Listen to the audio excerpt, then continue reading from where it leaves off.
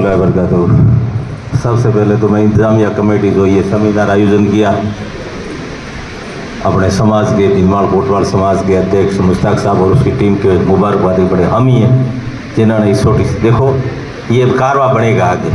अल्लाह ने चाहा तो जिस तरीके से आपने ये आगाज़ किया अपने भीलवाड़ा में, मुझे उम्मीद है और अल्लाह से दुआ करता हूँ कि ये बहुत आगे बढ़े।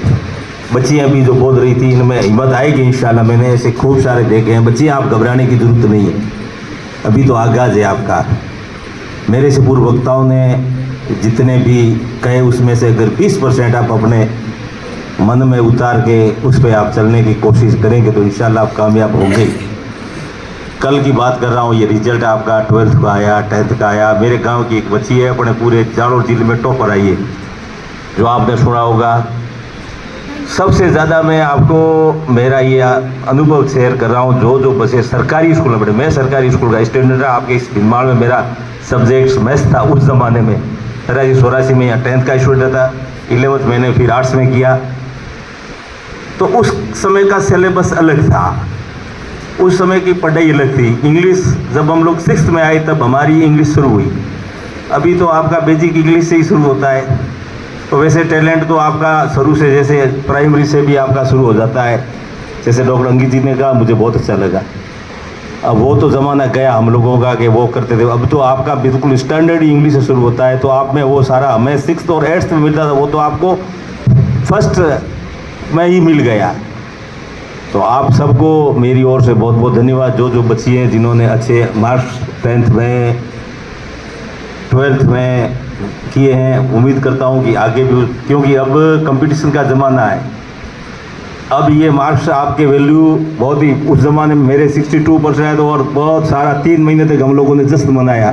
उस समय 62% भी बहुत बड़े हुआ करते थे। आज भी महीना 1.5 महीने के बाद में लोगों का वो सब, क्योंकि ये सारी इतना कंपटीशन बढ़ गया है।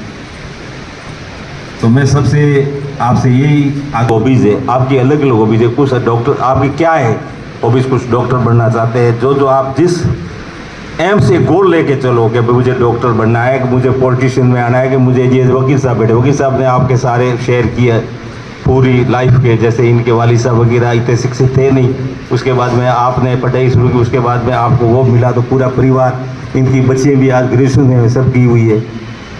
तो एक आप ज़िंदगी में एक अहम लेके चलो। जो बच्चियाँ जो पढ़ रही हैं, इस तरफ बच्चे बैठे हैं, तो एक ज़रूरी नहीं है कि आप डॉक्टर बने।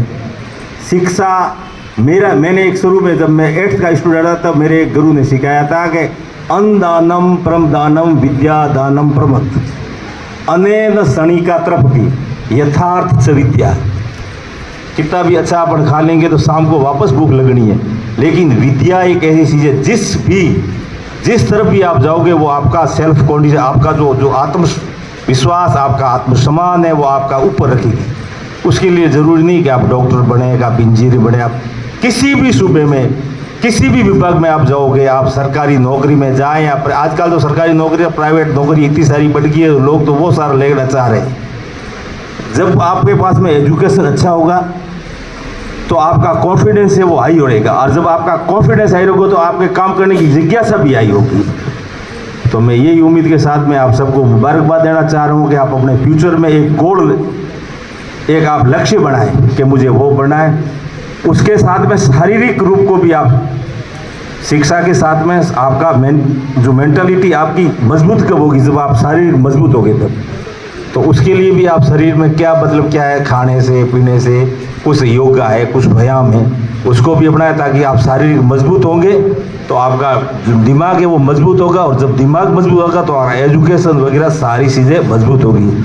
तो मैं मालिक से यही दुआ करें कि आप आगे अच्छी पढ़े।